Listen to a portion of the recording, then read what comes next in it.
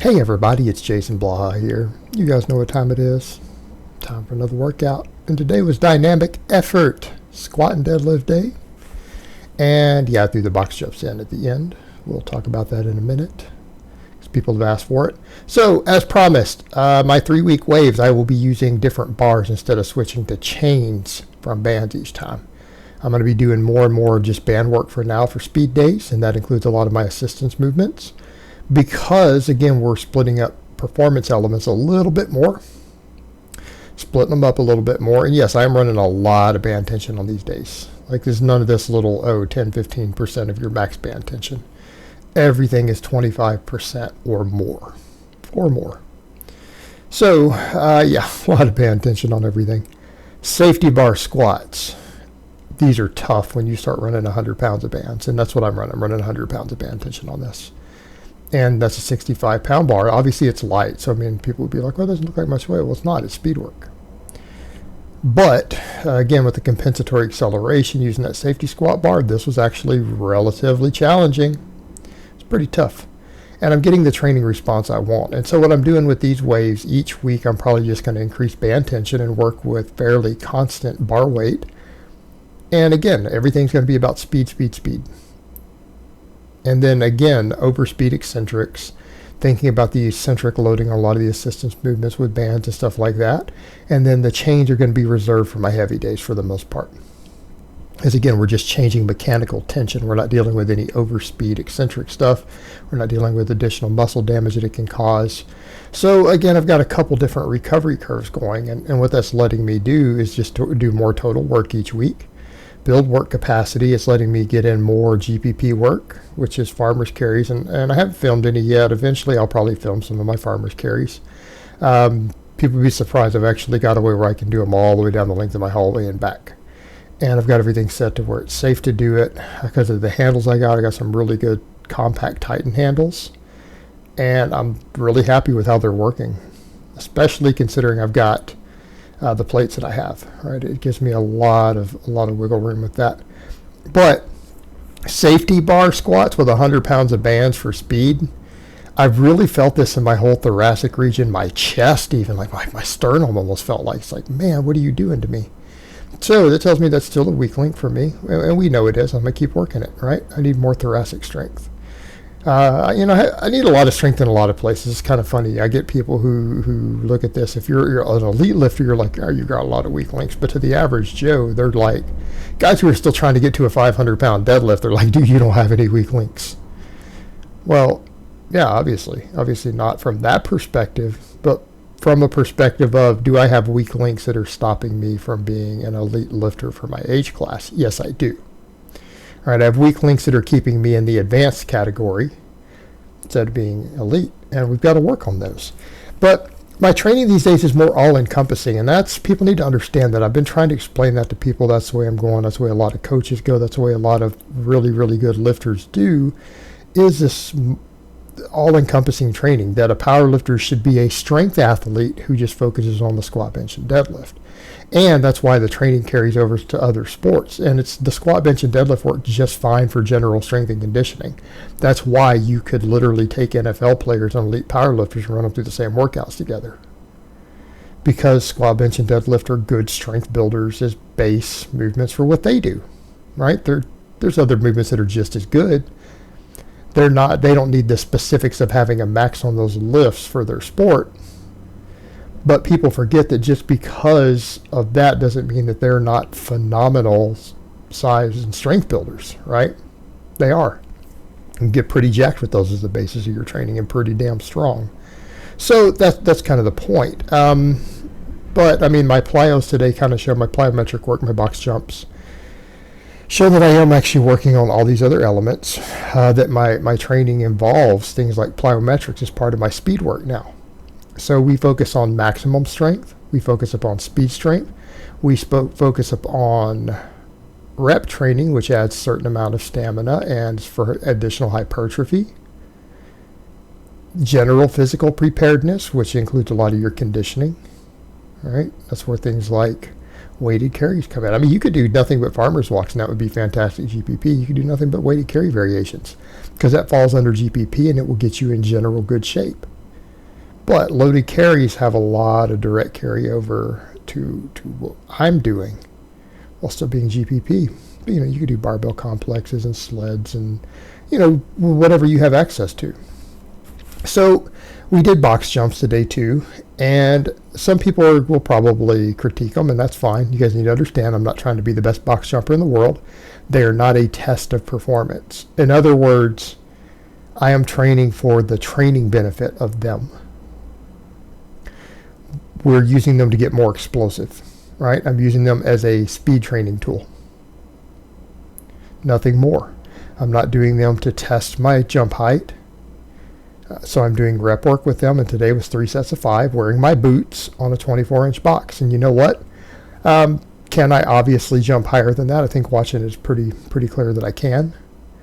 But I don't need to right now. It's not necessary. In fact, I could actually get to a point to where when I get used to doing them more, start adding a little bit of weight. Right? Add a little bit of weight. But for now, I can tell you, having done speed squats and then all these speed deadlifts and good mornings, I don't know if I wanted to grab a weight and do box jumps. Right, 3 sets of 5 just onto a 24-inch box while wearing my workout boots, wearing my Timbs, was enough. In fact, the Timbs make me, again, add to the height of the box because I've got to get my feet up a hair more. Now, I cleared it by a good 5 or 6 inches. I think we can see when we look at the still shots. So that's not really a problem, getting my feet up enough, even for multiple reps and sets.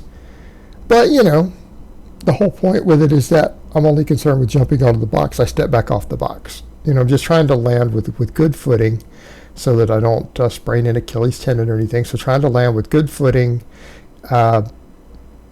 keep a box that's low enough that I can easily clear the top of it for multiple reps, and I can get maximum explosiveness out of it. It is, again, just an explosive training tool that will have a little bit of hypertrophy. We'll reach some upper threshold fibers and just train to explosiveness. That's it. Right? We're just trying to be more athletic and faster and more explosive. That carries over to a better squat. And I'm actually doing them on multiple days a week, not just speed day, but I think that they are a great way to finish off a speed squat day. Especially because you're already fatigued. You know, you're already fatigued. You've done this other stuff, and if you're still explosive enough to jump on a box, that's a good sign. You're just further ingraining the same training effect. But today, the speed pulls here, we did 20 singles. And again, a lot of people comment, they're always saying the silly stuff like, you're sucking in your gut. It's like, you guys have seen my DEXA scans. You know that I have almost zero fat inside my abdomen. All my fat's subcutaneous. So based on my DEXA scans, I don't actually have a gut to suck in. All right, I don't abuse growth hormone and insulin like a lot of these bodybuilders do. So I don't have that, and I actually eat a pretty clean diet even when I bulked up and been fat. I didn't get fatter eating junk food. I got fatter eating clean bro carbs. All right?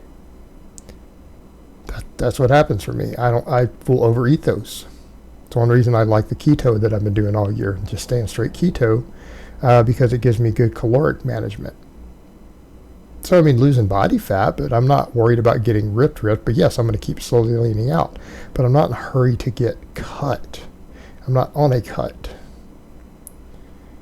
And I think people forget that. An athlete doing a cut is not a bodybuilder cut, and that's where it causes confusion. An athlete who says, I'm going to go on a cut, they might be talking about 5 pounds. You need to understand that. They literally might be saying, I'm going to lose 5 pounds over the next 8 weeks and keep all of my muscle and performance. Bodybuilding types lose muscle and performance and do these deep, long cuts. It's not the same thing. So I think that's where the confusion is. A lot of people from the physique world will hear me say, oh, I did a cut. And they're like, well, you didn't finish. Yeah, I did. And then if I cut again, it'll be 5 pounds. I'm not going to do a 20-pound cut ever from this point. That would be stupid. So over to the point. But yeah, slowly leaning out. And then I think guys will notice again, it'll come up. You'll see, because I have the belt off for my box jumps, and you can see me in real time. Yeah, I've still got the loose skin. It is slowly tightened up though, and that's a good thing. Like, it has actually tightened up more with the fat loss and weight loss, but that's going to be a slow process too. You know, we accept those things. I lost 100 pounds. I got really fat when I was sick. You know, deal with it. And the reason I bring this up is because it actually, some of the people make a big deal about me bringing it up. Or like, why do you got to mention it? It's like, I have to mention it because I have a lot of followers who are morbidly obese. I have a lot of followers out there who are scared of losing weight because they don't want the loose skin, but they're going to die and be unhealthy because they're overweight. So when people have that mentality of literally thinking it's something that shouldn't be talked about or something that should be mocked, you got a loser mentality that is going to hurt people. That's going to harm people. And I'm here telling those people that, look, it's not that big of a deal. Life goes on. Would you rather be morbidly obese and die young and have health problems and feel terrible, or would you rather have a little bit of loose skin but be lean, healthy, and fit and athletic? All right? Don't worry about the silly stuff that you can't change. All right? Winners don't worry about that. Only losers worry about that. And the people who are going to actually make a big deal about stuff like that, they're losers. They're losers. And their attitude is infectious. We have to focus upon being the best version of ourselves that we can be inside the environment that we have to work with and inside of whatever limitations we happen to have. They are what they are. Be the best version of yourself inside of that. So that's what I'm doing. Trying to, at least. Yeah, the speed work though went good. Like, I got all 20 of my singles today without my thumbs getting any real skin worn off. And that comes up too, because sometimes that limits the amount of deadlifting volume I can do with the hook grip. And people say, well, why don't you do this? Why don't you do that? Because that's not going to help me. Let's come over to the point.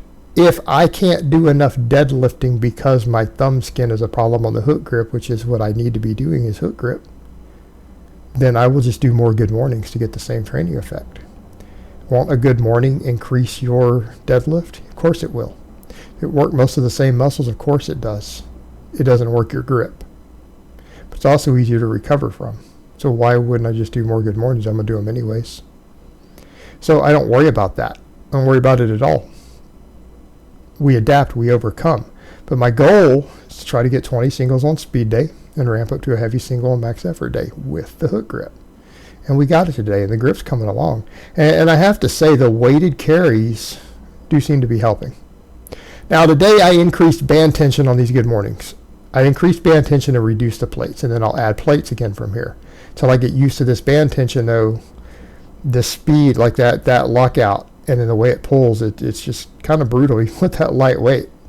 I mean, seriously, I know that's a lightweight. It really is. 65-pound bar with a pair of 25s. But that has ate a lot of band tension. And people who've done stuff like this with bands know what I'm talking about. I will say, this is totally different than doing them with the chains the other day, because I do them with chains on the max day, and I'm doing them now with bands on speed day.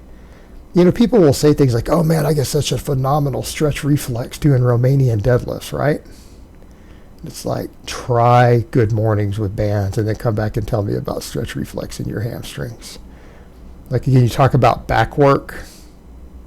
Like, a lot of people would think with the safety bar and then the bands, because of the pull to the top, like, oh, it's got to be working that upper back and T-spine more. Well, it does, but it hits your hamstrings. Like, when you talk about what you feel, like, I feel my spinal erectors and I feel my hamstrings lit up. In a good way. I mean, it's not actually like painful, it's not cramping, but when we talk about where we feel activation happening, that snap that you get at the top when it's pulling you back down, that right there, that fast eccentric with the bands pulling, and then when you reverse it again at the bottom, you know that stretch reflex you get from a Romania deadlift? It feels amplified. It feels more so doing this, and especially you do like 4 sets of 10 like I did. Like, I felt my hamstrings in a really, really good way. And again, that work on the erectors and everything, it's good stuff. It's good stuff. So I really like this. I like actually running the fairly large amount of band tension, and I want to keep increasing it. But what I want to do here, now that this band tension is given that effect, because I increased it today with the heavier bands, I'll add weight back up, and when I get to 45 for each side, you know, we'll mess with more band tension. But yeah, it definitely hits the spot. Like, this is really what I need just to finish off my posterior chain, so I can strengthen all that up. And I know people are like, you got a lot of hamstring. Yeah, but we can never have enough hamstring. So then we have the box jumps, 3 sets of 5 with my boots. Now, like I said, I'm not a master of these, and I don't need to be. I'm just getting a secondary training effect. And I'll get better and better at them. Eventually I'll get to where I'm doing them weighted. I might even go to where I go to the 30-inch on the box eventually. But for now, the 24 with my boots on, at the end of a speed workout, it's pretty good. It's not particularly hard, and that's what people need to understand. I'm obviously not like struggling with this in any way. But I don't need to, because again, we're just trying to, again, train that speed strength a little more, get a little bit of plyometric work in, and, you know, it helps, gives me the effect I want. And again, it's a little bit harder with the boots, and eventually I want to start doing this with weights or a kettlebell, you know, plates or kettlebell, and build up to that. I have kettlebells. And there you guys go. So I have the belt off. A lot of people are like, how come we don't see you training without the belt? Because I need the belt for a lot of my lifts. But I mean, if you want to see my skin, my loose skin, there you go. It's just good. You're going to get a real good view of it, because I'm jumping through the air and landing with it. It is what it is, guys. But again, people wanted to see the box jumps, and I thought I would incorporate them today. I've been doing them, but I haven't ever filmed them, and I haven't even seen myself do them. So it's a good learning tool for me and everyone else. So I hope it's been informative, and I will talk to you guys next time.